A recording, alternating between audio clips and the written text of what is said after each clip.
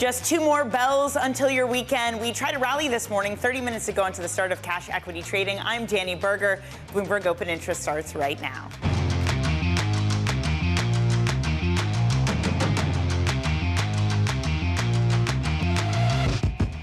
Coming up, Broadcom's mega debt deal underscores the scale of AI spending boom ahead of Nvidia earnings next week. Meanwhile, Anthropic looks to top SpaceX with an even bigger IPO, potentially setting a new record. And a week of whiplash in Treasuries comes to an end as traders wait for Scott Bessent's next move. Some of the stocks that we're looking at this morning, Broadcom is certainly one of them. It is said to be in talks to raise more than $60 billion in a debt for an AI chip financing deal. Sources are telling us that the agreement will benefit Anthropic, among other companies. We're also wrapping up a busy week of retail earnings. Ross Stores, they raised their annual profit outlook for the second time this year as BJ's Wholesale sees record membership in the second quarter. Let's get more on that Broadcom debt deal. Joining us now is Ed Ludlow. Ed, just another monster debt deal in the works for them.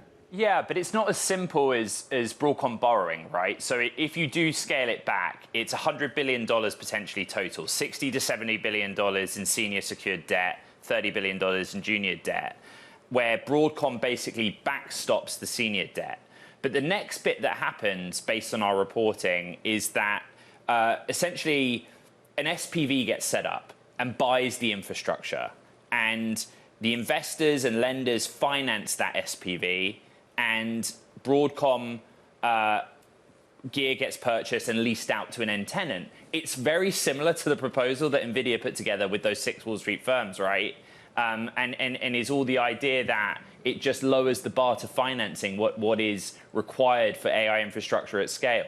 So many people have pointed to this sort of thing, Ed, this off-balance sheet financing is something to be concerned about. Yeah. Does it just necessarily mean that when you look at corporate debt markets, it doesn't truly capture the amount of debt that these companies are taking out because so much of it is now shifted to these more unique structures they're putting together? Yeah, again, it's not as simple as to say, well, Broadcom's borrowing $100 billion. And when the Nvidia Wall Street agreement came out last week, a completely separate story, I understand. The reason that people were sort of calmer about the circular financing concern is that those 6 Wall Street firms are just a conduit to getting together third-party capital. So, it's debt that underpins it. And as Robert Schiffman at BI would tell you, like, the debt investor is very willing right now. There's appetite, whether that is the tech companies offering themselves directly or this unusual mechanism that we're still learning about. And Scott Bessent would like to have a word with them and exactly what tenor they're issuing. And elsewhere, We're learning more details about Anthropic and their coming IPO. Yes. Is it surprising that the latest reporting suggests they might be even larger than SpaceX? Don't know that it's surprising in terms of like what they will target for the raise and the valuation. We've had a lot of reporting this week alone on the financial health of that company, right? Which shows a pretty sharp upward trajectory. Bloomberg is reporting, citing sources, that their hope as a sort of lower bound baseline is to match what SpaceX did in its IPO or exceed it, but there are no numbers behind that. We know that CFO Krishna Rao has been meeting with investors, but has not given any numbers in those meetings. What I find really interesting about this is the reporting is still that the S1 could flip public at the end of this month, August or September. And I was talking on surveillance this morning. I went back and checked the calendar. It was just 23 days from SpaceX's S1 flipping public to them doing the IPO. These things seem to be happening very quickly. And if you look at all of the financial mechanisms that we've reported for Anthropic this week, the $10 billion credit facility, et cetera, it seems like they are moving quite quickly. Hey, Ed, thank you so much for your coverage. That's Bloomberg Tech's Ed Lowe. Catch him at 11 a.m. Eastern for Bloomberg Tech. Elsewhere, Treasury Secretary Scott Bessent says the administration will unveil a new fiscal consolidation plan within days and expand buybacks of longer-dated debt. He downplayed the latest bond market reaction with reporters yesterday.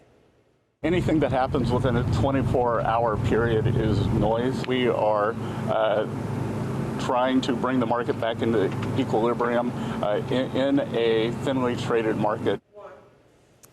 Let's get more insight now. I'm joined by Ira Jersey, Chief U.S. Interest Rate Strategist at Bloomberg Intelligence. He calls it noise, but there must be a large degree to which the Secretary Bessent is disappointed that bond yields are basically back where they were before Wednesday. Yeah, I think that he was hoping that there would be an announcement effect. I mean, given that we just had the quarterly refunding announcement 2 weeks ago, where normally something like this would be discussed and announced, he did it kind of on a random Wednesday in the middle of August, right? Usually we have between the July-August Fed meeting and Jackson Hole, it's the quiet period, everyone goes on vacation.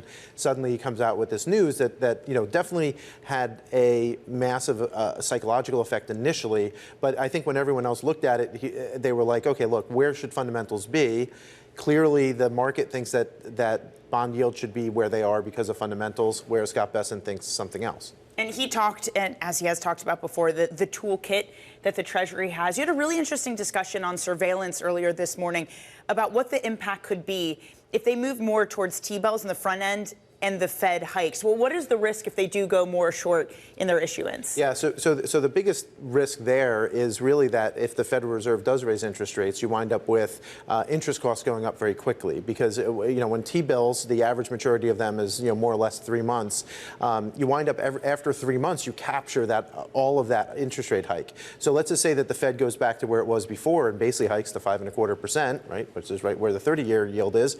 Well, that means you have a whole slew of debt that goes up by 150 basis points, whereas if you were to issue 30-year debt here, yes, you were locking in 30-year debt, but you're only issuing a little bit of it. Remember, you're only issuing $25 billion a month, more or less, of 30-year bonds, whereas you're issuing $1 trillion a month, basically, of T-bills. Is there a point, though, at the Treasury just expressing a willingness to be more active does have the net effect of at least chilling some short sellers because it becomes increasingly risky? Is there at least something of, a ceiling he can put on yields by doing this? Well, what's interesting is that at least the people that I've talked to, there's not many real short sellers who sell 30-year debt, right? Because it's very costly. There's a lot of risk for every little tiny market movement. So this is a lot more, in my view, of just buyers pulling back. And keep in mind, one of the reasons why we got to the 5.33%, which is the cycle high, is that there's now competition for U.S. debt. So if you go to Japan, for example, their 30-year debt is now around 4%, which, yes, you say, okay, well, the U.S. is 125 basis points more. But once you do all the FX conversion and all the currency hedging, it winds up that Japanese debt in a lot of currencies is actually cheaper than U.S. debt to buy. So people are doing that. So I talked to some Asian life insurance companies, and they're like, yeah, well, we have a choice. We can now buy Japanese debt or U.S. debt, and they're buying some Japanese debt. It's such an important part of the conversation. I'm so happy you bring it up because it is a global phenomenon of higher yields. There's also competition. It's been pointed out a lot, you and many others, on the AI debt spending, too. And Treasury Secretary Bessent also said in the press conference, I'm surprised they're not issuing in the belly, that they're just doing longer-term debt. I wonder what you make of his, what almost kind of read it as a plea to these companies, say, like, please issue in the belly, stop doing longer-term debt. Well, the longer-term debt from AI, that's certainly part of the story, but it's not the whole story, right? Like all of these other things that we just mentioned about, the international situation, as well as just, growth in the U.S. being strong. If you're trying to match assets and liabilities, look, and I'll let my longtime friend Rob Schiffman talk a lot more about the AI spending and the debt that they're issuing. But if you're building a big facility that's going to have a 30-year life cycle, well, you're going to issue 30-year debt because basically you have a 30-year liability against a 30-year long-term asset. And just say that just reminds me of you bringing up Schiffman, the Bloomberg Intelligence fixed income team is like unparalleled. You guys are amazing. Thank you so much for joining, Ira. Great to have you in studio on this Friday. Ira Jersey of Bloomberg Intelligence. And we'll be discussing this and all things Fed on Bloomberg's special coverage of Jackson Hole. That will kick off next week, starting Thursday.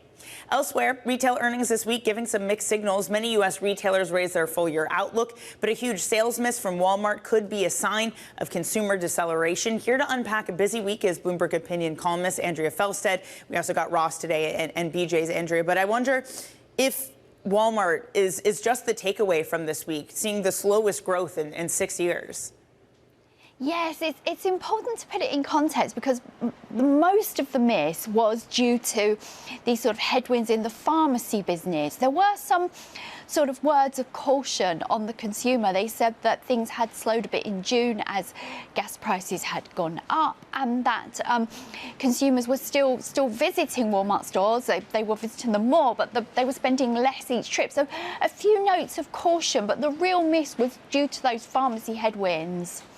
What about how tariff refunds have factored in this quarter, Andrea? It seems a lot of these companies have been reporting beats or reporting strong figures because of those. How much of that do you look as a one-off versus something that really adds to these businesses? It is a one-off benefit. It was notable yesterday that Walmart said it would invest most of its $2.9 billion gain in lowering prices for consumers. So that's a real signal that it is going on the offensive on price to take on rivals, put pressure on rivals. What about just how affordability factored in on this? Ross Stores reported this morning better earnings, they rally, but then you have someone like TJX, which again, both companies sell discounted fashion. TJX fails to really impress investors and their shares sink. How are we thinking about what consumers are actually buying and at what price point? Well, like Walmart, the TJX disappointment was down to what they called self-inflicted factors. They said they hadn't got the product assortment quite right. So that was really what weighed on them. But it's interesting that Ross, in the same business, is doing well. So you sort of wonder what's going on. I think across the board, consumers still want good value for money. They still want, the right products at the right price. And, in this sort of quite fragile market, you can't afford to get things wrong, either because products are at the wrong price or the dresses are ugly or, something like that. You've got to get everything right. Andrea, great to catch up with you on this Friday. Bloomberg Opinion columnist Andrea Felstead. Let's get a check on markets. About 20 minutes to go until your trading day kicks off. We attempt to rebound after yesterday, seeing the worst day of August thus far, down about 0.9% for the S&P. We climb for both the S&P and the NASDAQ. NASDAQ outperforms. 10-year yields going a whole lot of nowhere. A reprieve on what's been a very busy week for the Treasury, for Scott Bessent, and for literal treasuries themselves. Brent crude, that's also little changed. Another bit of a reprieve and climbed higher yesterday above $93 a barrel. Let's get a look at some of the individual movers this morning. With that is Bloomberg's Nora Melinda. Hey, Nora. Hey, Dani. Some names on the move for you this morning. First up, crypto stocks rallying with Bitcoin on track for its biggest weekly gain in more than 2 years. Optimism picking up after President Trump met with industry leaders and called on Congress to pass the Clarity Act. You're seeing shares higher across the board here. Over in tech, Baird upgrading Parsons to outperform and saying business should pick up in the second half of the year. The firm also thinks that Parsons may be setting the bar a little too low with its outlook. Shares of the company up about 3.2% this morning. And finally, over to your grocery cart, the maker of Wonder Bread cutting its full year outlook after earnings fell short of estimates. And the company says people are watching their wallets and changing a bit of what they spend. Shares of Flowers Foods down 2.8% on this morning. Dani, are you getting any baked goods, or are they also being cut from your budget? I mean, I'll go to a cute little coffee shop and get baked goods, but the idea that I'm buying it at the grocery store, it's never happened. It's changed. Certainly. I just want a sweet little treat, and I'm going to spend up for that. Nora, thank you so much. We'll catch up with you later in the hour. Coming up, Treasury Secretary Scott Bessent vows to pull off the, quote, greatest coordinated economic isolation in the history of the world against Iran. More on that next. This is Bloomberg Open Interest.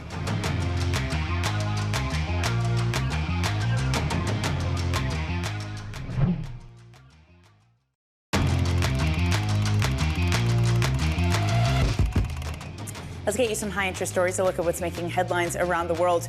President Trump is offering some beef relief for American consumers, temporarily easing tariffs on certain ground beef imports. The U.S. will allow more beef into the country tariff-free for the next 60 days. Trump says that it will be sold 25% below market prices. Canadian Prime Minister Mark Carney is nearing a trade deal with President Trump. His next challenge will be convincing his country that swallowing some tariffs is worth the greater economic certainty a deal would bring. That bet is that stability can help unlock business investment. and Iran's president saying it would be better to end the war now, according to the semi-official Iran Students News Agency. He says that Tehran is negotiating from a position of strength and defended the proposed agreement against hardliners, saying it was unanimously approved by Iran's top security council and does not amount to capitulation. For more details on this, let's bring in Washington correspondent Tyler Kendall. Tyler, what could this possibly mean for the current standoff between the U.S. and Iran?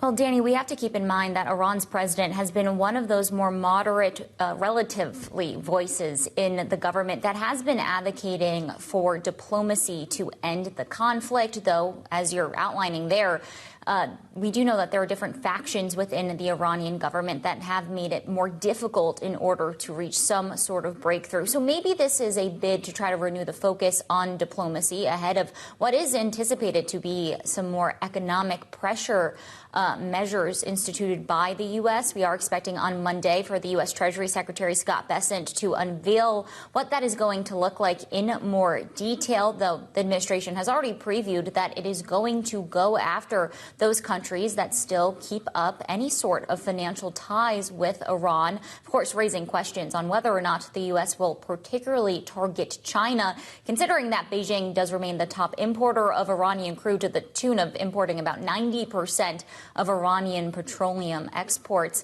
I will point out, though, Dani, we did get this new data earlier today from the research firm Kepler, which shows that the readily available Iranian oil to Chinese customers is rapidly declining, showing the strength of the U.S. naval blockade. So any further action by the U.S. targeting China could really risk upsetting that U.S.-China trade truce at the moment. So we'll have to see where it goes from here. But maybe some of these comments from Iran's president is giving us a little more glimpse into some of the diplomacy that could be happening behind the scenes. Just to stay on what you mentioned, Tyler, that we're going to hear from Treasury Secretary Scott Bessent on Monday. He did also argue that markets, specifically oil markets, are misunderstanding what the administration is doing. Never a good sign when you have to argue against markets. But Tyler, what could we get unveiled from the Treasury Secretary next week?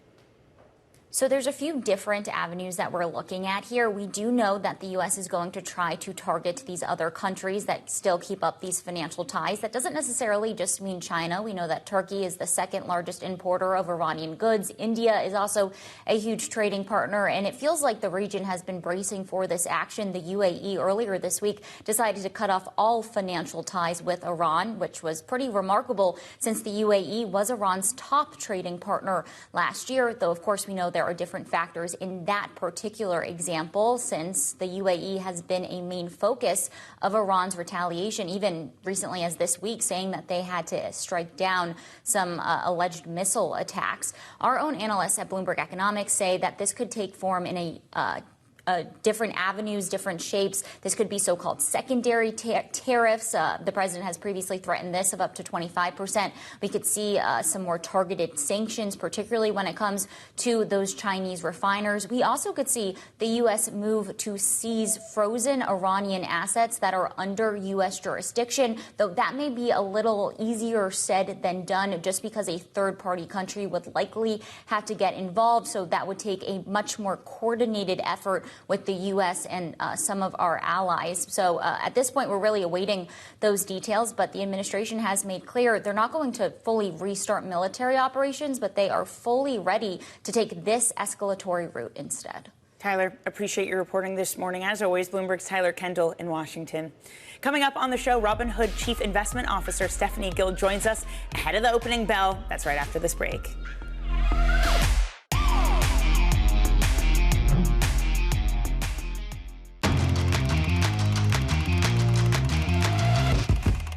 Markets are bracing for yet another mega IPO as soon as the end of this month. Sources telling Bloomberg that Anthropic is preparing its filing and expects to match or beat the size of SpaceX's IPO, which would make it a new record. Joining us now is Stephanie Guild, Robinhood Chief Investment Officer. Stephanie, great to see you on this Friday. Thank you. And look, we absorbed SpaceX, biggest IPO ever. What would it mean to this market to have Anthropic come in and maybe meet it or maybe even beat it, to just get another offering of that size? I mean, I think generally speaking, like, you are having a ton of issuance, and the fire hose is on, and market mouths are open, and they were able to absorb SpaceX. I don't know if it can continue to happen, even if you just combine equity issuance with debt issuance. Debt issuance is, $300 billion this year. That's double what it was last year. And then you add in equity issuance, excluding SpaceX, and you're another $100 billion. Most of that coming from Google. So if you think about this is what, it will just take time to absorb. I think, obviously Anthropic is a transformational company, but it's something that we all have to be really aware of, that when supply is higher than maybe potentially higher than demand in the short term. I don't know. Or at least starts to need it a little bit more. Exactly. One thing I've been thinking about a lot, because every time we've gotten any sort of news release around Anthropic about how their business is doing, it moves entire markets.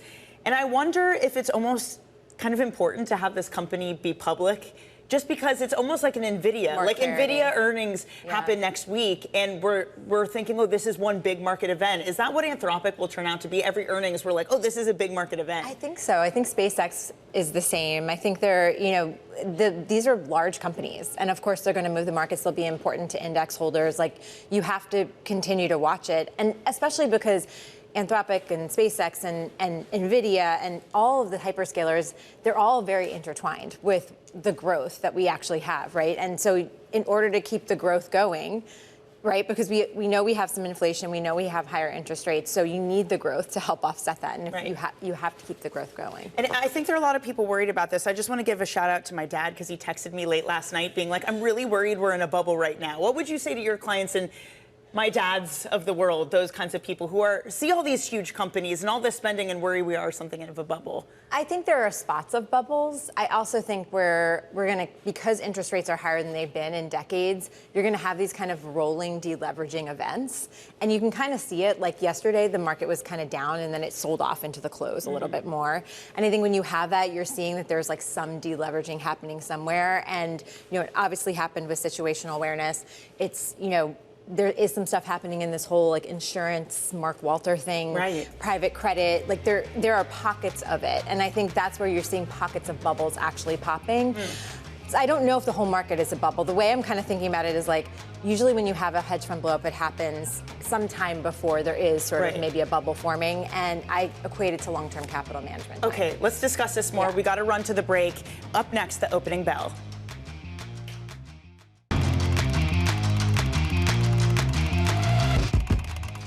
Let's get your last trading day of the week started. You are watching Open Interest. I'm Dani Burger. Matt Miller's still off on paternity leave. We attempt to rebound this morning as we look at a calm throughout bond markets, throughout oil. Will that last? At the moment, yes. S&P futures up 4/10. NASDAQ outperforms considering it had underperformed. We got something cool happening.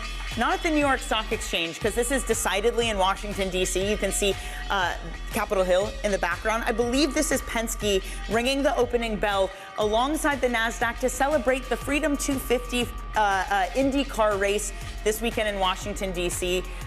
My car people, I wish Matt was here, need to message me, because I know F1, I don't know IndyCar. I'm assuming that's an IndyCar and then a Corvette is there for whatever reason. Is there a race related to that? Either way, I worry for the roads in Washington, D.C., but I'm sure it will be very pretty to speed past monuments. Defiance ETFs, they're ringing the opening bell down at the NASDAQ, and they have surpassed $1 billion AUM. Congratulations to them. They have a lot of robotics, AI, those types of ETFs that they offer. At the opening bell, looking at Broadcom, this is also rebounding after having a weak day yesterday, up 1.5%. They're also said to be in talks to raise more than $60 billion in debt for AI chip financing. Sources telling Bloomberg that the agreement will benefit Anthropic, among other companies. We're also wrapping up a busy week of earnings. Ross Store raising its annual profit outlook for the second time this year.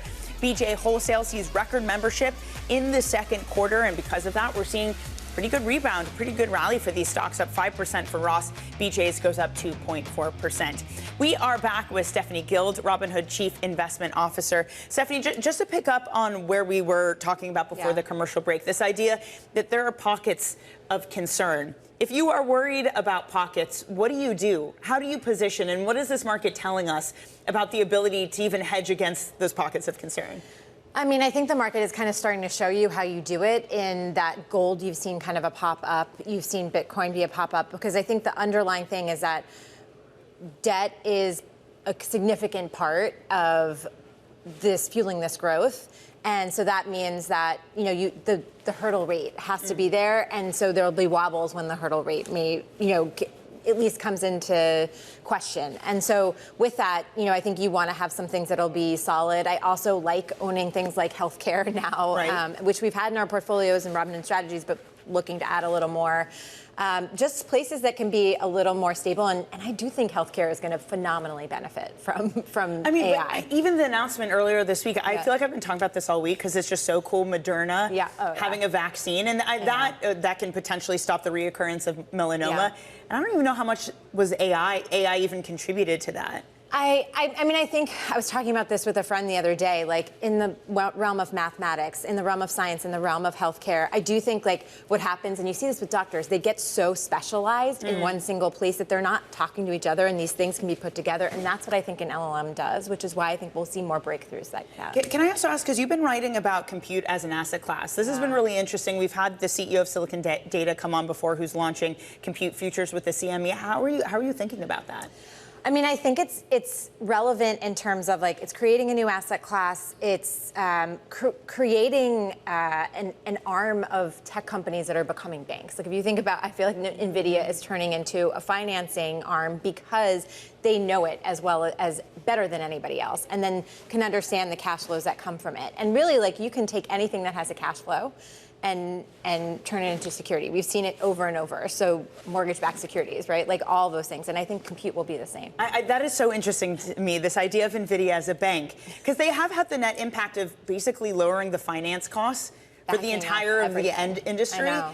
But people love also, Stephanie, to point to that and say that's troubling that this is all being held up by Nvidia. It is troubling. I mean, if you look at like, okay, there is some stuff off balance sheet which you have to be, wary of. But they, when I did this work of looking at free cash flow, owners' free cash flow, I like to look at that and say free cash flow, less stock-based compensation, and they're the only ones that are like way better from a debt versus free cash flow basis. So I think they have the ability to do it. Some of the other hyperscalers are a little bit more wobbly there. With those hyperscalers, we already are starting to see some differentiation. There's some real questions over Meta and what their future is and whether they're just going to start to rent compute futures.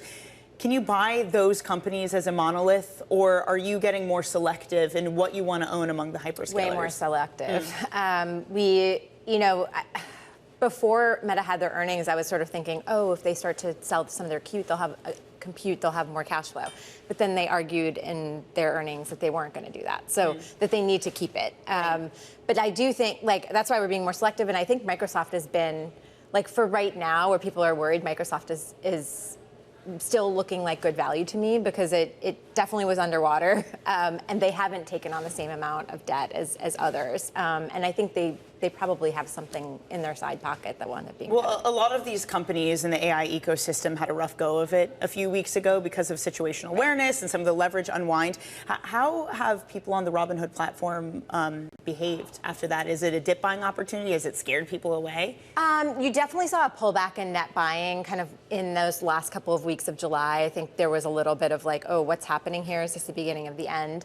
But then when the market started clearing, and situational awareness was sort of a clearing event, at least in the short term. I don't know what it will be for the long term, but you saw dip buying after that. And now I'm not seeing dip buying now necessarily just in the AI space. I mean, they're doing it, obviously SpaceX is a place that they've been dip buying, but they're also, yesterday, not great earnings from Walmart. I could see that being a place they also start stepping in. So big earnings reactions have been a place for people to step in because there have been really large reactions to earnings. I mean, is that just a factor of we've just run up so much? Is it just as simple as that? I think so. And look at earnings growth expectations. Yeah. They've doubled. Valuations haven't actually kept up with it. So it shows you that when expectations meet reality, it's not enough anymore, especially when you have a lot of supply coming. By the way, just on earnings itself, is that enough to shield us from what's happening in treasuries right now, both from the volatility and just flat out high yields? It's the answer I hear a lot of people give that, we have earnings growth, but I don't think it's necessarily enough because I do think that data is fully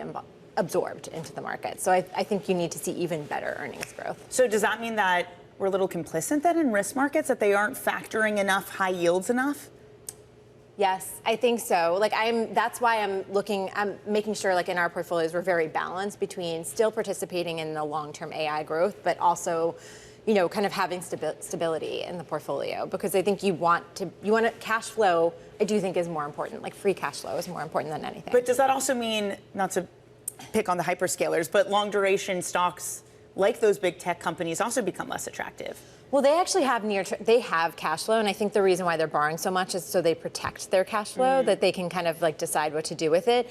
It's the longer duration picks and shovel names that are, don't necessarily have like the free cash flow yet. Those are the ones I think we're going to be the most wobbly. Stephanie, this is so brilliant, as always. So great to have you on. Enjoy your weekend. Stephanie Guild of Robinhood. Let's get a check on your markets. We are about 8 minutes into your trading day, and again, we rebound. Breadth is pretty good. 355 stocks are moving to the upside. 54, 55, that keeps going back and forth.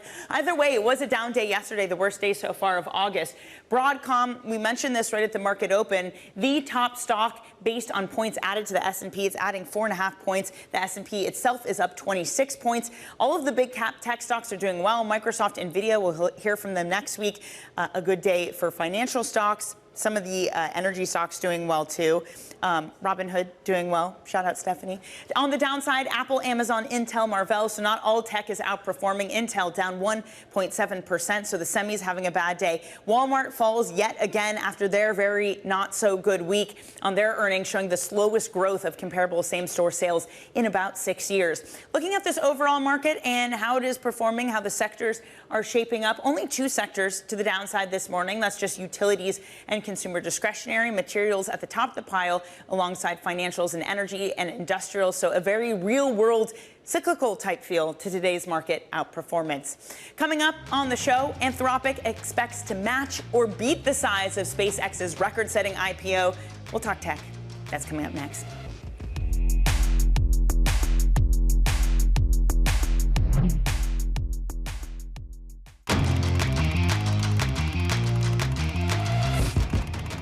Check on markets 10 minutes into your trading day. Green across these asset classes for the S&P, NASDAQ. Okay, these are the same asset class, different sectors within the same asset class. The S&P is up 0.4%. The NASDAQ now underperforming. It had been outperforming because it fell more than the S&P yesterday. Semis, that's up about 0.5%. Brent crude, which is a different asset class, so I wasn't totally wrong. That's at $94 a barrel. By the way, speaking of being proven wrong or right, I was asking why we had a Corvette at the opening bell for the Freedom 250. A viewer who knows cars much better than I writes in to say that the engines for the Indy car are in part supplied by Chevy. The other one is Honda. Go USA Freedom 250. Let's get you now some top calls. Here's Bloomberg's Nora Melinda with some of the analyst action this morning. Hey, Nora. Hey, Dani. First up, one of the newest names in real estate, Wells Fargo initiating coverage of Vivmark Residential at Overweight. That's a new merger between Avalon Bay Communities and Equity Residential. The analyst saying that the combined company could have some of the best growth in the apartment REIT industry. Next up, Rothschild and Redburn upgrading Equifax to buy, saying the company is starting to grow faster. The firm also sees more opportunity as Equifax takes some of its mortgage tools into auto and personal loans. And finally, BMO jumping in on the chip debate. The firm launching coverage with outperform ratings on Nvidia, AMD, and Broadcom, among many others. BMO still sees plenty of room for the AI trade to grow, with Nvidia expanding beyond data centers into things like robotics and self-driving cars. Those are your top calls. Dani? Nora, thank you very much. Let's stay with tech. Anthropic expects to match or beat the size of SpaceX's record-setting IPO. Bloomberg sources say the company is running the numbers as it prepares to file publicly as soon as the end of this month. Joining us now is Bloomberg U.S. equities reporter Carmen Reinecke. Carmen, another monster IPO. It's remarkable that we might get 2 times in 1 year record-breaking IPOs. I know, right? And let's just think about the numbers here because they're really incredible. So SpaceX went public in June, and at the outset, it was $75 billion that it raised. That gave it a more than $1 trillion valuation, immediately one of the largest companies in the entire market, right? So if Anthropic is targeting an even larger IPO or to about match the same size, that's going to be pretty big. And of course, we know that SpaceX, it ended up being even larger, right? Because they exercised the over allotment option. So it was, what, $86.2 billion. So if Anthropic does end up being this size and they go at, as soon as the end of the month, I guess is what we're hearing, this will be a record year for IPOs. It is so incredible. And again, the market somehow seems like it can continue to absorb them, both on the equity side and the debt side. And that brings us to what we learned from Broadcom this morning about seeking another debt deal, Anthropic related, I know, but it just feels like we keep getting these jumbo deals again on the equity side or the debt side, and there's market appetite for it. It's true. I mean, it just goes to show that the AI boom is here. We are still in the middle of it, and there really doesn't show any signs of slowing, even though there's a lot of maybe volatility, right? Investors sort of constantly are really into it. We see these stocks run up. I mean, think about the memory stocks having this huge rally and then, pulling back as there's maybe concerns around CapEx. By the way, just while we're on that, and before we get to the details of the Broadcom, that does remind me, I do want to ask you, SpaceX is down since it IPO'd. Does that not give someone like Anthropic hesitancy to come into the market, just given the chop that SpaceX had?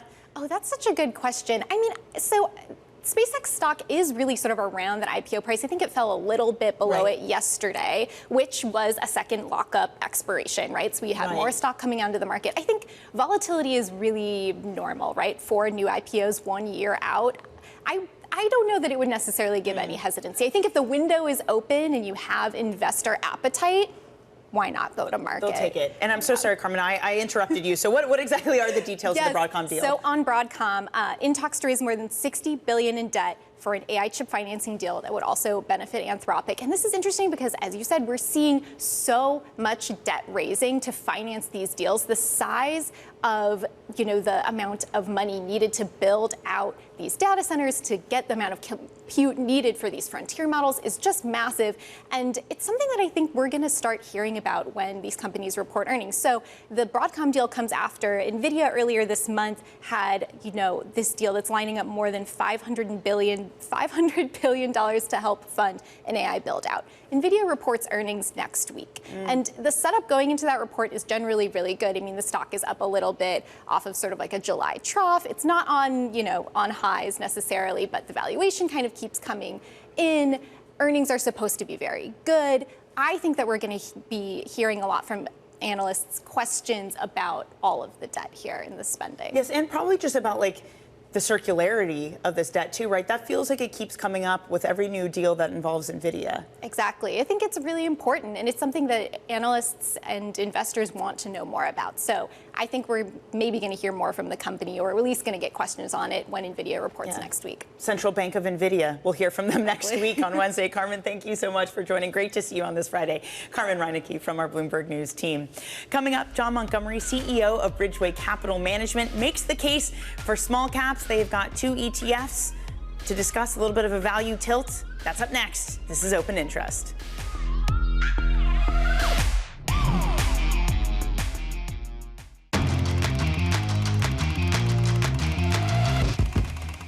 This is Open Interest, a check on your equity market this morning, 20 minutes into your trading day. We rebound from yesterday, though the NASDAQ is lagging. It's only up 0.1 to the S&P's 0.3. Small caps, those are doing well, 0.7%. We'll talk more about that in a moment. 30-year yields, they continue their climb. The sell-off continues, even though Scott Bessent yesterday saying that they have more tools, that there's more things that this Treasury can do. Still, the market continues to sell. Little demand there. Brent crude, that's even though Brent crude is now falling. Still, though, hanging around $93 a barrel. Nvidia slightly up. Broadcom having a good day. That rebounds. Ross Stores and BJ's, both of them reported earnings. Very solid set of results, even though we've had mixed results overall when it comes to some of the retailers this week. I'm thinking of Walmart and their miss.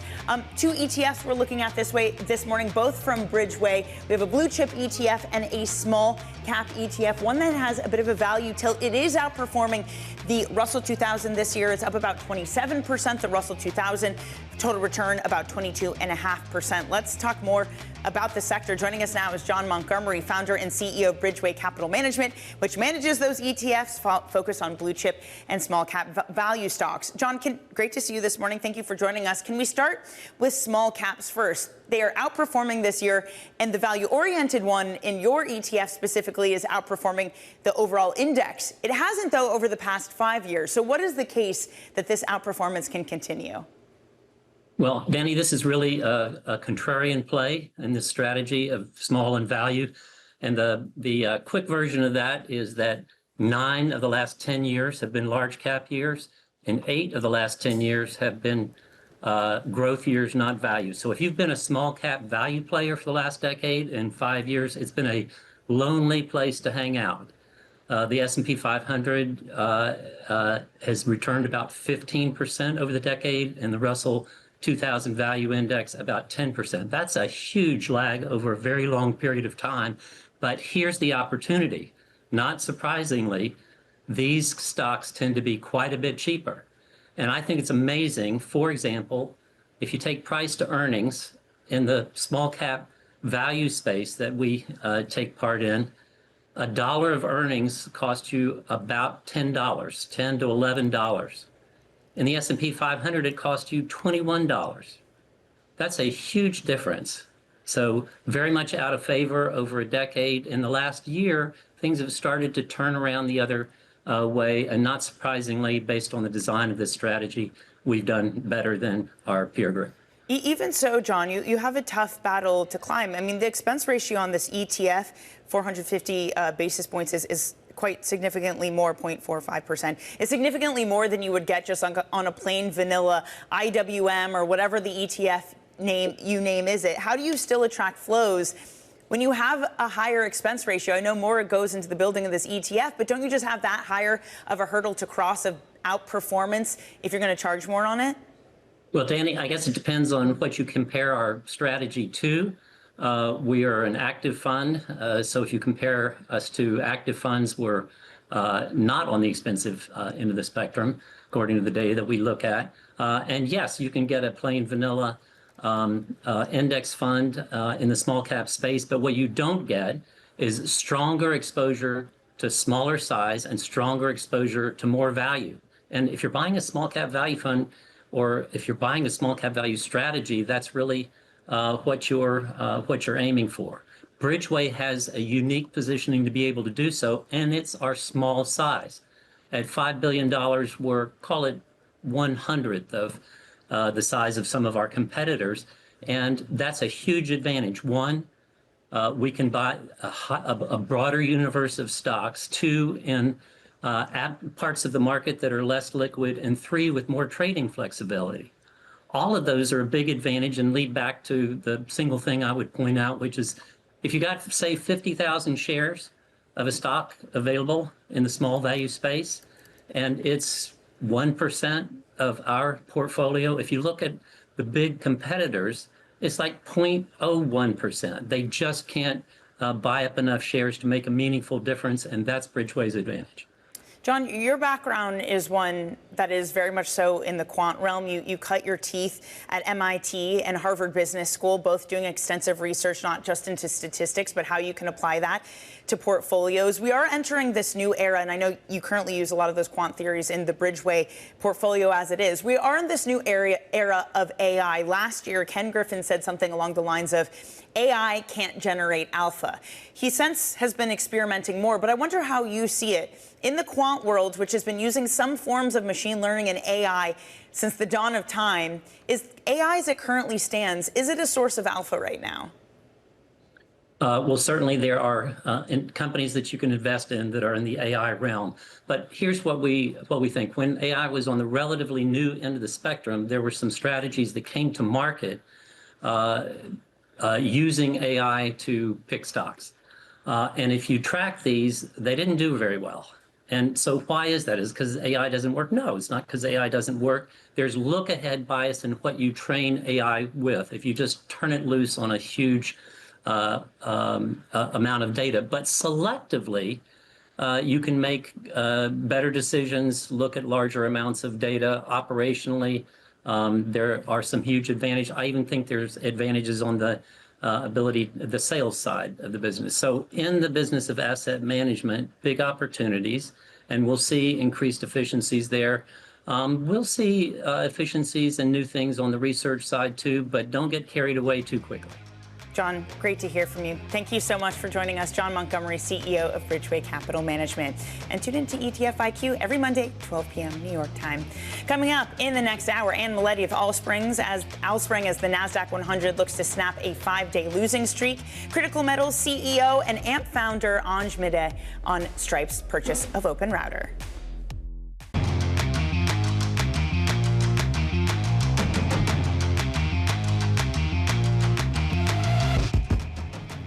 We are 30 minutes into the trading day. Welcome to Bloomberg Open Interest. I'm Dani Burger. As the market tries to rebound from yesterday, but a NASDAQ little changed. Coming up, Broadcom's $60 billion debt deal underscores the scale of the AI boom.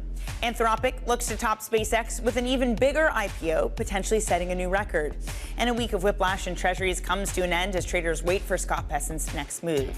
We begin, though, with the risk event for next week, besides Jackson Hole. It's Nvidia earnings. Investors will be watching out for whether AI demand can sustain its valuation. Back with us is Bloomberg Tech host Ed Ludlow. Ed, what are we expecting next week with Nvidia?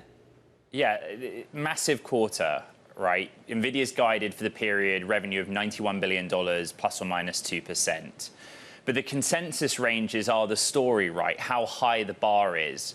It ranges from $92 billion to $95 billion. A year ago, Nvidia posted in the same period $46 billion of sales. And so, you know, the numbers will factor in. But as is always the case with Nvidia, the market always wants that sort of hand-holding of the future. How severe is the supply constraint relative to demand? What is happening with TSMC capacity, the memory bottleneck, et cetera? All with the underlying stat that they will post, $92 billion of sales in a quarter, which is extraordinary. For this quarter for Nvidia, Ed, where is the bar for them? There was a time where we got used to exponential growth, and anything that wasn't even close to that would disappoint markets. Is that still the case today? Well, in a funny way, it kind of comes to the execution of the current generation of technology. So for the last few days, different Nvidia executives have been posting on social media about how Vera Rubin is in full production. And it's likely that the street will very closely track how that's going.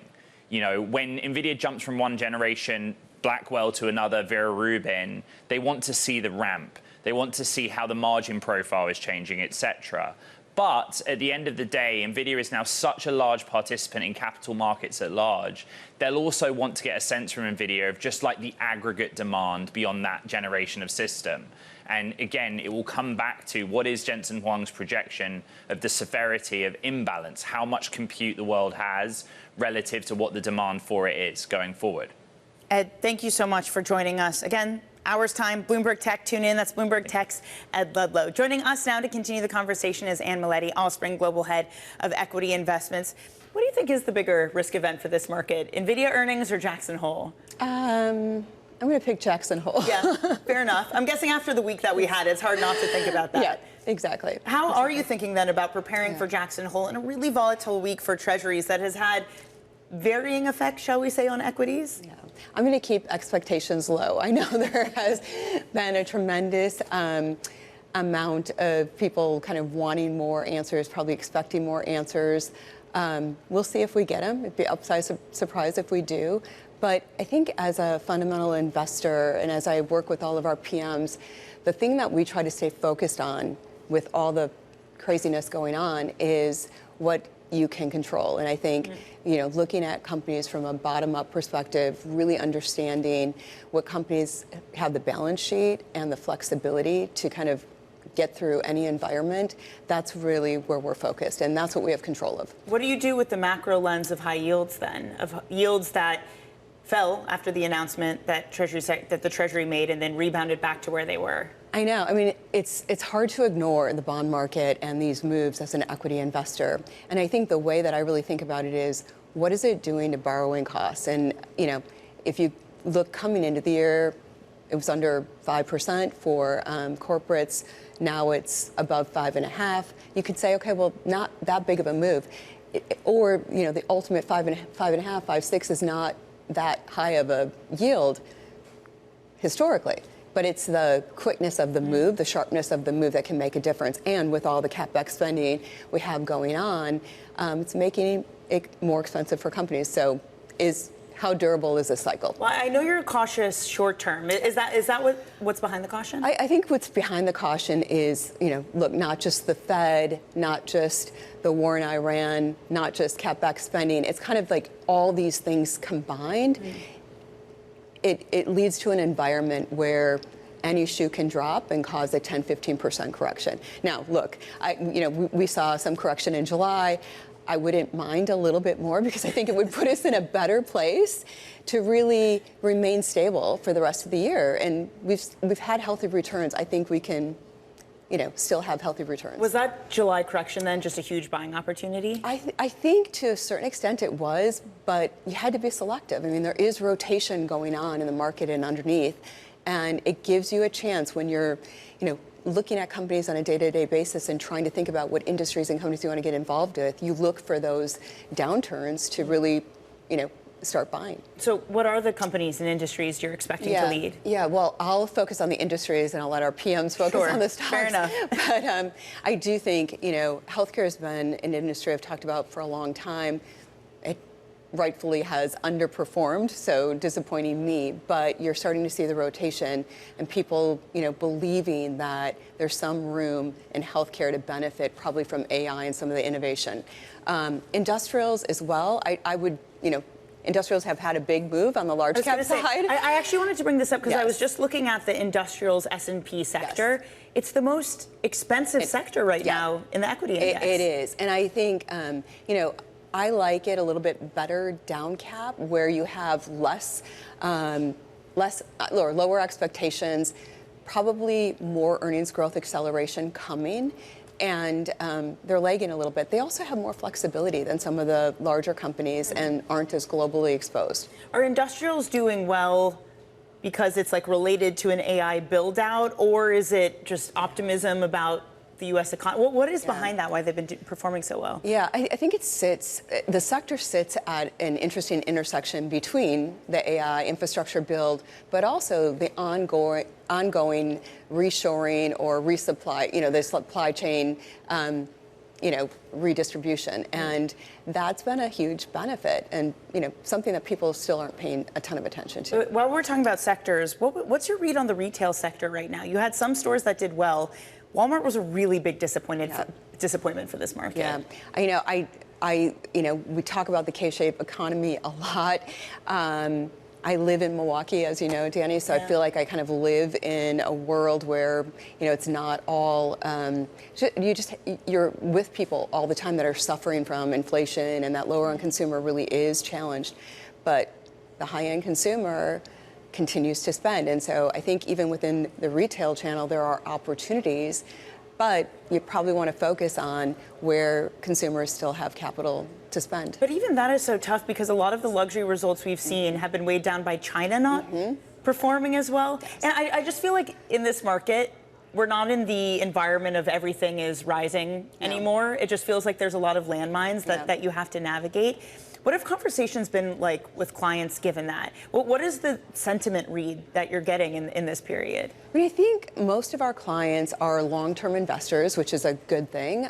So they are thinking long-term, but they're curious about the rotation. They certainly are nervous. There are a lot of known unknowns out there in the marketplace, and they want to know what could be the next risk point. And unfortunately, I would say the biggest risk is something nobody's probably talking about right now, and probably something I couldn't come up with, because if I could, it would be priced in the market. It's a great point, and I wonder if that also just underscores all of the concerns around AI and why this time is different or this time isn't different. Do you think us just really focusing in on these concerns also just kind of alleviate some of the risk that what's building is something of a bubble? I hope so, because when everybody's so focused on one thing, it's usually not that thing you should be paying attention to, it's usually something else. I do have some concerns about this space. It rhymes with things I've seen in the history where you have different funding mechanisms to, for all this infrastructure build, for all of this stuff, really huge acceleration and growth. You worry about something breaking, and I don't know what that is. That could be more systemic than just hitting a few stocks. Are you avoiding specific things because of that? No, we're not necessarily avoiding things because of it, but again, as a fundamental investor, we're looking at things more carefully, like where do you see the spread with earnings rising and free cash flow decelerating? Is that going to happen outside of the hyperscalers and any other place? And kind of watching for trends like that. I think overall AI is going to be beneficial, going to benefit many more industries and sectors longer term, and For the companies, that's great. And a lot of those companies won't have to spend a lot to get that benefit. So overall, I'm positive. All right. We'll leave it on that. And thank you so much for joining. Great to see you while you're here in New York. And Miletti of Allspring. Let's get a check on markets this morning, about 40 minutes into your trading day. And we are up 0.4% for the S&P. NASDAQ is little changed as we await Nvidia earnings next week. The 10-year yield now little change, up just about a basis point as Brent crude goes a whole lot of nowhere. So a little more calm in this market today. Let's get a look at some of the other movers this morning. With that is Nora. Hey, Nora. Hey, Dani. First up, Broadcom reportedly gearing up for a massive debt raise. Sources telling Bloomberg the company's in talks to raise more than $60 billion. That's for an AI chip financing deal, and one that would benefit Anthropic as well as other companies. Shares of Broadcom pointing higher by about 0.8%. Now turning to retail, Ross Stores raising its profit outlook for the second time this year as business stays strong. And get this, same-store sales have now grown double digits for 2 quarters in a row. That's the first time that this has happened in nearly 5 years. You're seeing shares of Ross up more than 3% and heading for their best day since May.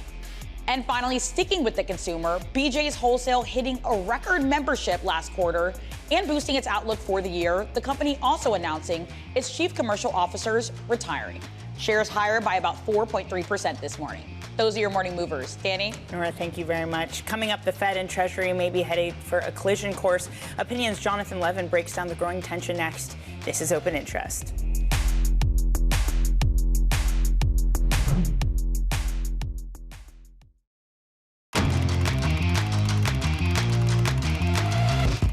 Let's get you some high interest stories, a look at what's making headlines around the world. Iran's president says it would be better to end the war now, according to the semi-official Iranian Students News Agency. He says Tehran is negotiating from a position of strength and defended the proposed agreement against hardliners, saying it was unanimously approved by Iran's top security council and does not amount to capitulation. President Trump's political operation is sitting on a massive pile of cash at nearly $404 million. MAGA Inc. keeps raising money, but with the midterms less than 80 days away, it still hasn't started spending big to help Republicans. Now, all eyes are on when Trump unleashes the war chest. And Treasury Secretary Scott Bessent says the administration will unveil a new fiscal consolidation plan within days and expand buybacks of longer-dated debt. Bessent downplayed the latest bond market reaction with reporters yesterday. Anything that happens within a 24-hour period is noise. We are trying to bring the market back into equilibrium in a thinly traded market. Meanwhile, Bessent's move is drawing criticism over what it would mean from the Fed. Jonathan Levin of Bloomberg Opinion writes that Bessent may be undercutting Fed Chair Kevin Warsh just months into his tenure. He writes, quote, the move is a transparent attempt to distort the signals from U.S. financial markets while artificially lowering the cost to borrow for an American public facing near 7% mortgage rates as the November midterm elections rapidly approach. Jonathan joins us now. I'm so pleased to say, Jonathan, this is a great piece and it generated so much buzz, because people looked at it and said, yes, we are at this period right after Fed Chair Kevin Warsh said the bond market is part of the reason we didn't need to hike rates because it's doing the work for us. So how does it complicate things or make things a little bit awkward to have the Treasury Secretary doing what he is? Yeah, it complicates things an awful lot. Just to remind folks, so at his last press conference, Chair Warsh essentially said that higher bond yields were a good thing, both in real and nominal terms. He said they're doing some of the tightening for us, and they're sending us valuable signals. Right? What he says that he wants is he wants an unpolluted signal from financial markets, in part to help the FOMC do his job. But here we have the Treasury Secretary himself doing some of the polluting. So that's at direct cross purposes with what Warsh is trying to accomplish here. So what happens at Jackson Hole, Jonathan? Do Fed officials need to acknowledge what's been taking place?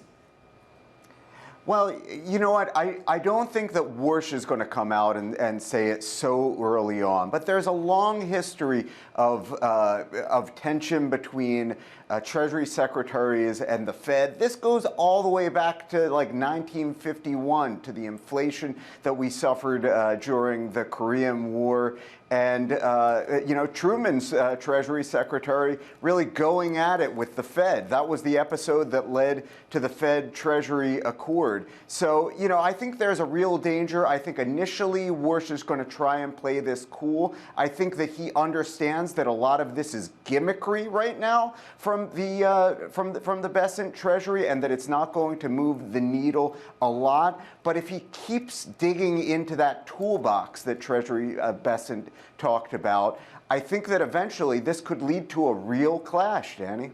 And that clash in the past, which you've noted in your piece in 1951, it led to the Accord establishing basically the modern central bank of this time. I wonder if we're about to witness, considering just how much influence that this Treasury Secretary is trying to wage on Treasury markets, we might see something of a new accord between the Treasury and the Fed if the relationship between them is starting to evolve once again. Yeah, well, let me just remind folks, in 1951, things turned really ugly before they led to anything positive. And in today's fast-moving modern markets, you know, we just crossed 40 trillion in the national debt. We really don't need that kind of drama. Just as a reminder, you know, it became a tabloid-style fiasco back in 51. The Fed was leaking memos to the New York Times and the Washington Post. We really don't need that right now. We've achieved a good equilibrium with Fed independence. Let's not revisit it, Dani. I think a lot of people would share that sentiment at this moment, Jonathan. But still, I have to say, it's not even just the Fed that Treasury Secretary Scott Bessent is potentially starting a fight or starting tension with. It's things like the hyperscalers. He went on CNBC yesterday and said, why aren't they issuing in the belly? He directly is calling out the market, saying they don't really understand what we're trying to do in Iran. Jonathan, do you think any of those sorts of tactics work? Is he going to set himself up for a fight with hyperscalers and how they issue bonds? I don't think so, and this is why I characterize this as gimmickry, Dani. There is something global going on right now that, you know, these sorts of interventions are never going to be able to counteract. On the one hand, as you say, we have the massive capital needs of the hyperscalers to build out AI. That's a global phenomenon. Another global phenomenon is just the sea change that's going on over in Asia. We got a new Japan inflation report in the past 24 hours or so. They're dealing with real inflation for the first time in a quarter century. Central banks are pulling back support that they have provided for the past 3 decades in the era of ZIRP. So something meaningful is changing. We're looking at an ECB and a BOJ that is potentially moving back into hiking mode here. These are real sort of structural factors, and nothing that the Treasury Secretary can do here can really move the needle. Well, if we can talk about some of the tools that he has, Jonathan, one of the obvious ones is just to change the issuance. Of course, something that he very much so criticized his predecessor, Janet Yellen, for doing. What could be the impact if this is a Treasury that starts to issue more T-bills? There's a lot of demand for them, but then there's the complicating factor if they do that while rates start to rise. Yeah, I don't think that he has a very long leash on this. Obviously, you know, issuance decisions do have an impact in the short run, but the market can see through all of these things. If we get into 2027 and this Treasury Secretary does not end up following the advice of the Treasury Borrowing Advisory Committee, which is currently pointing toward an increase in longer-end issuance in 2027. If this Treasury were not to follow that advice, I think that the market would get concerned. It would be able to see through it. It would be able to see the fiscal problems on the other end. It would be able to see the glut of issuance that would eventually be coming. And there's just no way to hide from this. The simple fact of the matter, Dani, is we're running around 6% fiscal deficits. Everybody knows that that's unsustainable. If this government, if this administration wants to do something meaningful about longer end borrowing costs, it needs to do something about the deficit. Jonathan, thank you so much for joining us. That's Jonathan Levine of Bloomberg Opinion, and we're going to be discussing this and all things Fed on Bloomberg special coverage of Jackson Hole that starts on Thursday. Still ahead, rare earths on the front line of U.S.-China competition. We'll be speaking to the Critical Metals CEO, Tony Sage. This is Bloomberg Open Interest.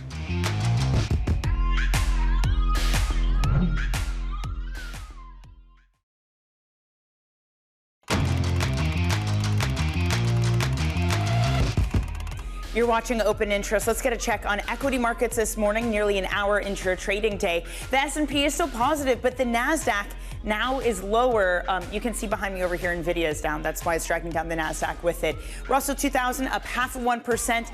30-year yields pick up a little bit. We're about 1.5 basis points higher, even though Brent crude is unchanged this morning. I mentioned Nvidia, Broadcom having a good day, issuing a lot of new debt, reportedly looking in talks to raise more. Bitcoin and Coinbase, the Bitcoin-related and crypto-related stocks doing well. The whole debasement trade thing is kind of starting up again, considering what the Treasury is doing with issuance at this moment, or buybacks, I should say. They're not yet changing issuance. And just want to point out some of the retail earnings we got to close the week. Ross Stores, BJ's Wholesale Club, both of them reporting strong results. Coming up, rare earths are becoming the front line of the U.S.-China rivalry. Critical Metals CEO Tony Sage joins us on the race for resources and whether the West can break China's grip. That's up next.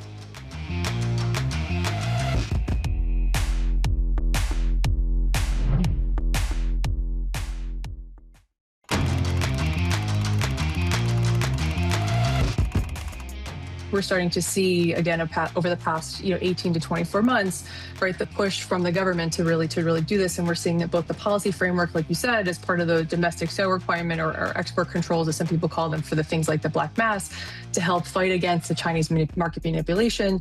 But then the investment as well to try and get this capacity online, and not just the refined capacity, but also in the mining space, the recycling space, right? We need all these minerals to be pulled out of the ground and turn it into something usable again, to really onshore these supply chains.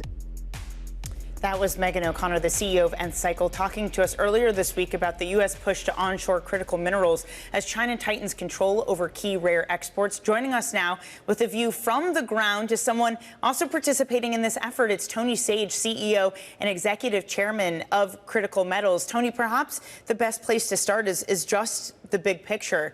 Just what is the ability of the U.S. and is there an ability to do anything to catch up with China and make sure we have control of what are vital, critical minerals and metals for this economy?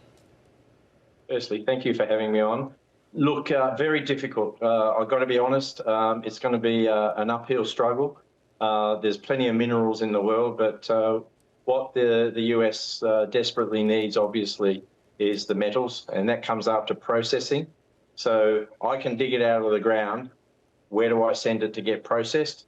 We're lucky. We've got two very good partners in the States in Realloys and Ucore, and we've got a big partner in Romania. But realistically, that's going to be a 2 or 3 year lag before the actual metals hit the U.S. market from our particular deposit. So what's the net impact then of that lag, of continuing to tread behind of China at this point? Yeah, look, maybe don't upset the bear in China. The Trump administration obviously is doing everything it can. It's put a lot of money into our sector, which is desperately needed by the sector, the mining sector, as well as the processing sector. So I think if we keep on that track, unless something desperately happens with relationships with China, and obviously the strategic reserves. There are reserves of gallium, terbium, hafnium, et cetera, in the West. We just don't want that supply to dwindle before mines like ours come into production. Does it then concern you to hear the president talk about waging economic warfare against Iran? Because many have pointed to that and said the only way he can do so is to target trading partners with Iran. And of course, that leads us to China. Yeah, well, look, on the ground where we are, it doesn't really affect us in what we're doing. We desperately need, as well as the other miners, to get the product to the refineries, right? Around the world. What you're saying, yes, it could impact if China doesn't get its oil from Iran, and they might not agree with the sanctions put on Iran. That might cause a geopolitical storm. But in the end, the Tabriz asset is the biggest asset in the world. It's got most of the heavies, which the US government really needs the military for national defense. So we've really got to just knuckle down, get our product out, get it to the 3 refineries that we're dealing with, and then they can talk to the Raytheons, the Boeings, et cetera, Apple, Nvidia, all those absolutely desperately need our product. Can we talk about that Greenland mine and where it stands? Because as you say, it's a real chance to rival China and get these metals out of the ground.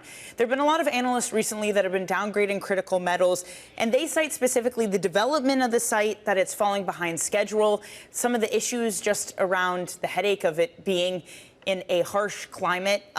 Tony, is this project still on track? Is it still possible? Absolutely. A lot of people don't know that they listen to the Trump administration say it's a block of ice. Sure, Greenland's got a lot of ice on it, but where we are in southern Greenland, probably the lowest it gets is -5 Celsius. You get colder in New York and Chicago and Toronto than -5. In summer, it's a beautiful 10 to 15 degrees. A lot of sunlight. We can do 3 shifts per day, so that's fantastic as well. Where we are, look, mining is 2 things. You need 2 things. One is logistics. We're 250 meters away from the fjord where the first pits are going, so we don't have to build a railway line. We don't have to build a road. We've got it there. The other thing is most important anywhere you're mining is cooperation from the local people. We've got absolutely fantastic support from the locals. We got support from the Greenland government. I was there only 3 days ago talking to the foreign minister and the mines minister. We've alleviated a few of the problems that they see. They don't want 300 strange men coming into a town of 3,000 people. So you can see behind me the cruise ship we bought. That's going on site in the next 2 months. That'll house all of our crew. So it doesn't impact the town. But yeah, look, we're going 100 miles an hour. And I think we'll be on track to start production in 29 as stated.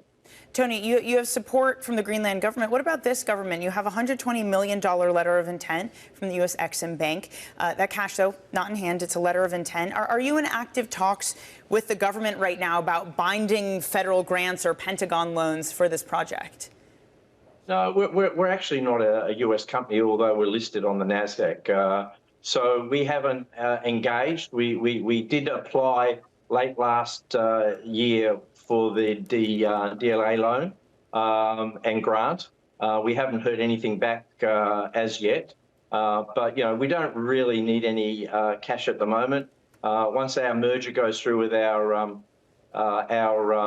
holding company, we'll have over $300 million in the bank. Our spend over the next 12 months is only 100. So we've still got 200 spare, and that's basically all waiting for long lead items like your concentrators, et cetera. But we won't be ordering those until about June next year. So, yeah, we don't need any money at the moment. The loan, the Exim loan, yes, that will come in extremely handy, and we expect that to be finalised by probably this time next year.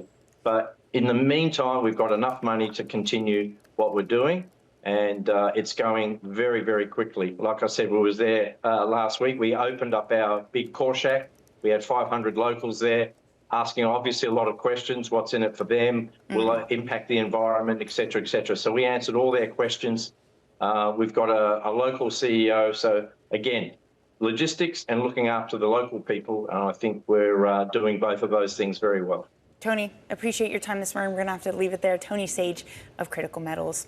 A quick check on your markets this morning. We are up about 0.25%. The NASDAQ falls as Nvidia unable to hold on to its gains this morning. Is it going to be a 6th consecutive day of losses for the NASDAQ? 10-year yields now up 3 basis points, leading to pressure on equity markets as Brent crude remains little changed. Let's get a look at some of the single name movers. With that is Nora. Hey, Nora. Hey, Dani. Let's look back at crypto, which is having quite a week. Bitcoin on track for its biggest weekly gain in more than 2 years, and crypto-linked stocks coming along for the ride. The latest boost coming after President Trump met with industry leaders and pushed Congress to pass the Clarity Act. You're seeing shares of these crypto-linked stocks higher across the board. Next up, OSI Systems, the company behind things like airport security scanners and medical equipment, giving a sales outlook that fell short of analyst estimates. Like many others, the company says the conflict in the Middle East is disrupting business, shares down about less than 9%. And finally, over to gold, mining stocks in focus, with gold heading for a 3rd straight week of gains. Gold getting some help from an unexpected ramp up in long-dated Treasury buybacks. Shares of both Newmont Mining and Barrick Mining higher on the day. Those are your morning movers. Dani? Nora, thank you very much. Coming up, Anthropic is eyeing a record-breaking IPO. One of its earliest investors, Anjney Midha, joins us next to discuss This is Open Interest.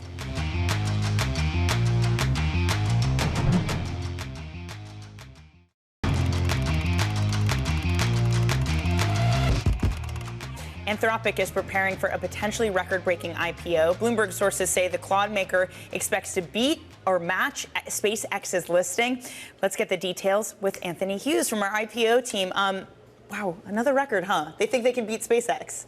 Yes, it's going to be a very big year if this happens, and all the indications, and I think judging by the velocity of stories we're seeing in recent weeks, is that this is really sort of coming to a head in the next sort of month or so, and maybe a month and a little bit. But I should give the credit to my colleague Bailey Lipschultz, who has reported that this IPO could match or exceed SpaceX's offering. And I think the interesting thing about that is that SpaceX went public with a $1.8 trillion valuation, which was something that blew a lot of people's minds. And so if obviously if Anthropic's going for something bigger, then it raises the big question that whether they're going for something similar in terms of the valuation. I think a lot of people have sort of zeroed in on the fact that the last private valuation was more around that $1 trillion figure. But, if you look at some of the talk around the growth that they should be getting over the next few years, and, they're talking about some gross margin sort of numbers that make it more comparable to, make the company sort of comparable to these software companies which have got big valuations in the past, not so much now. And that really sort of points to the fact that we could be seeing here a valuation well over $1 trillion. So that's the big question, though, of course. It is really remarkable. And again, shout out to you and your team for the excellent work, Bailey and others on this. Thank you so much, Anthony, for joining us. That's Bloomberg's Anthony Hughes with the latest on the not SpaceX, we already got that one, Anthropic IPO. Joining us now is Anjney Midha, an early Anthropic investor who now runs AMP, an AI infrastructure company building compute capacity for Anthropic and other AI startups. And we have a lot to talk about today, but let's just start with Anthropic. I was listening to this podcast where you talked about how when you were one of the founding investors in Anthropic over at Andreessen, you helped basically get them in front of 22 VCs and 21 of them said no. What has it been like for you to watch this company, which at first couldn't get anyone on board to them, to have everyone literally lining up the door for what might be a record-breaking IPO? Well, first off, thanks for having me back. It's always great to be here. So yeah, to correct the record, I invested in Anthropic before I joined Andreessen Horowitz. Right. Yes, you were an angel investor. Right. Thank you, Ange. Yes, and then the only reason I bring that up is because at the time, unlike most institutional investors, I was an angel investor, and so I had the privilege to partner with the founders when we were all operators and fellow founders. I was running a company at the time. I had just sold it to Discord, and I would say it was frustrating because those of us in the AI community, my previous AI business was called Ubiquity 6, and we all used to hang out in the machine learning community in San Francisco, and we were all just very technical. And so for those of us who understood what was happening with the science and who read the scaling laws paper that Tom and Dario and team put out in 2020, we just said, hey, this is very simple. It's a very simple recipe. The more compute and the more data we combine in the right combination, the more predictably we can keep increasing the intelligence of the model. It really was not that hard to understand. And yet I found that all those 22 investors, those VCs, those institutional firms, that LPs who are pension funds and sovereign funds who trust their retirement money with these VCs, they were just being let down. I mean, I think that was the most disappointing part, was these folks who were supposed to be stewards of capital just were not technical enough to understand that this technology was going to change the world. And so I invested my life savings at the time and rounded up some friends because I felt like, as a steward of capital on behalf of the LP community, it was important to get somebody technical who understood what was going to happen, to give these pension funds and retirement funds and so on exposure to this extraordinary wealth creation opportunity, which, by the way, is not Anthropic specific. It's a whole ecosystem. Since then, I've made multiple investments in the frontier AI ecosystem, including OpenRouter, which we just sold to Stripe, this week. And there's extraordinary wealth creation, but I was really frustrated by 21 of those 22 institutional firms who were supposed to be stewards of capital just failed. They're just a miserable failure, right, of judgment, of professional upgrading. They weren't upgrading their skills fast enough to understand this technology. So that the punchline is, we need a reset in the venture capital community. For whatever reason, the existing set of leaders are just not staying fresh enough. They're not updating their skills, and they've let down a whole generation of LPs as a result. I mean, if you look at Anthropic's cap table, and if you look at a number of other frontier AI labs as well, the institutional venture capital representation in these cap tables is a joke. That's really interesting. And so, I mean, yeah, I want to ask more about it. But first, I just have to ask, because I think everyone in our audience will want to know this. You're still invested in Anthropic, right? You held on to your stake, you didn't sell? I did not sell. In fact, I think I've tripled down, quadrupled down since then. It is our single largest portfolio position at AMP. AMP has a venture capital business called AMP Foundry. It's our largest position. I can't share publicly how much we've put in, but let's just say we're a meaningful investor. I mean, this is public. If you look up Anthropic's last 2 rounds, the Series G and Series H, were mentioned there. And yeah, if anybody's selling, I'm still buying. Wow, their IPO is going to be a good day for you. And can you talk about what this does to the ecosystem, though? To have, you were talking about the wealth creation, what it does to the VC ecosystem, to have these mega IPOs come and to be sitting on these huge paper gains. Well, I think the paper gains are turning into liquidity pretty fast, right? That's what I'm pretty confident that I'm actually really excited for the public markets to get some access to these equities, because they are much more rational than venture capitalists. Traditional venture capitalists think that they're good judges of technology and fundamentals, whereas what I find is retail investors, public market investors understand math much better. I mean, the Anthropic business is very simple. I love simplicity. We take $1 of compute, we turn it into $10 of intelligence, and that's it. And we just rinse and repeat. It's just scaling laws. And I think the public markets are going to reward this beautifully. And I think the liquidity will then traditionally flows back into the ecosystem now to the next generation of firms, right? As startups, the cycle of life of startups is the leaders go public, the liquidity flows back to venture firms. Those venture firms then invest in the next generation. With Anthropic, that's not going to happen, right? Because remember, the institutional VCs failed at their jobs. And so instead, that responsibility is going to fall on the individuals at Anthropic, the co-founders, the early employees. And my hope, and I announced this yesterday on Twitter, where I'm running an ecosystem program to train angel investors, the younger operators, to give back and use their family office capital to invest in the next generation of VCs, of companies as angels. Because I think the institutional VCs it's time to... Yeah, and what's going on with that? I don't want to go on too much of a tangent, because I want to talk about Open Router too, but this is really a fascinating point you bring up. Have they had their come to Jesus moment, considering what's happened with Anthropic, or is something still broken with the institutional VC investors? Completely broken. I think the egos of, I hate to say this, but the boomers are just so hard to get. I mean, they just can't get over themselves, right? They had successes in the 2003 era. They made their money in the internet boom, and they're just sitting on these, it's like tenure faculty positions in academia where some percentage of them, like as an example, Mark and Ben are amazing at Andreessen Horowitz. They constantly update themselves and innovate. Unfortunately, the next layer across the industry, people who are not as innovative as them, are just, it's copium. We like to call it, the younger folks in the industry, we like to call it copium, which is the cope where they keep thinking the next generation of investors like us keep getting lucky. Anthropic's seed round, Open Router's seed round, 11 Labs' is seed round. I mean, these are all seed rounds I did. Did I get lucky 3 times? Yes. Does luck favor the prepared mind? Yes. Maybe we know a thing or two of the next generation, and the boomer generation needs to sit back a little bit and realize the right thing to do, the respectful thing to do, is help the next generation actually scale their impact instead of sitting back and critiquing all the next generation. So I was, look, this might be rumors, I don't know, but I was told 2 days ago, after we announced the Stripe Open Router acquisition, that a partnership on Sandal Road, I won't name names, was analyzing my results. And some of the older guys said, oh, Anj got lucky 3 times. And when I hear stuff, and I found out about this because the younger associates at the firm called me and said, hey, they felt the duty to report it to me because we're friends. And they said, we're a bit embarrassed by how the the older guys are carrying themselves. It's just not a good look. And I said, no problem. You can come over to AMP anytime. We're starting a new generation. We're a new generation partnership. And we will welcome anybody who does the hard work of reading the papers, understanding the technology, and investing in it. It's a very simple recipe. It's not hard. You just got to do the work. You can't shortcut the work. Anjney, I'm worried you're about to start like a generational warfare right now with these comments. Point taken, though. I would say it started 5 years ago, right, with the Anthropic seed round. Each one of those 22 introductions I made for Dario and Tom was a learning lesson for us.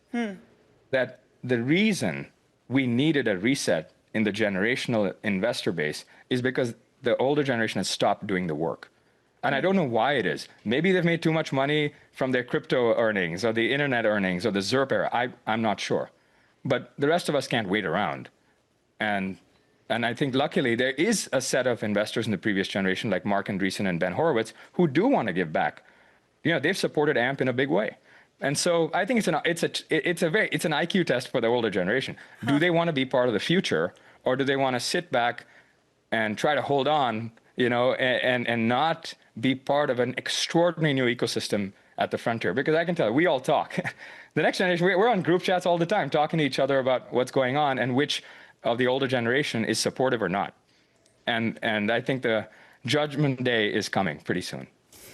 Anj, I feel horrible because I wanted to ask you about Open Router, and now we've gone on a tangent. Well, we should talk about Open Router. Okay, I have literally 30 seconds. Can you just tell me quickly about the justification of buying Open Router for Stripe? Yes. Yes, actually, we wrote a fairly technical paper on our website. People can go to amppublic.com/research/OpenRouter, and they can read our paper. We published a white paper based on a 100 million token data set analysis that my colleague Malika and I did. It's a research paper that argues Stripe is acquiring Open Router for security reasons.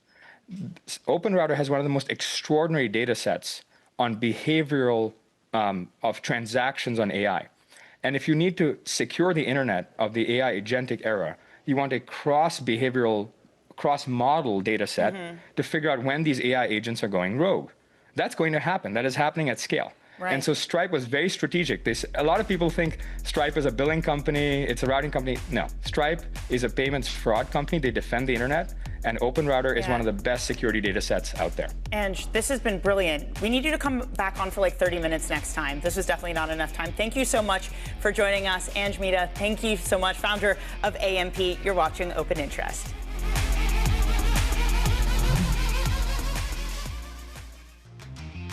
All right, towards the end of the hour here, let's set you up for what we're seeing next week. On Monday, Joanne Finney, Advisors Capital, Claudia Sahm, and Invesco.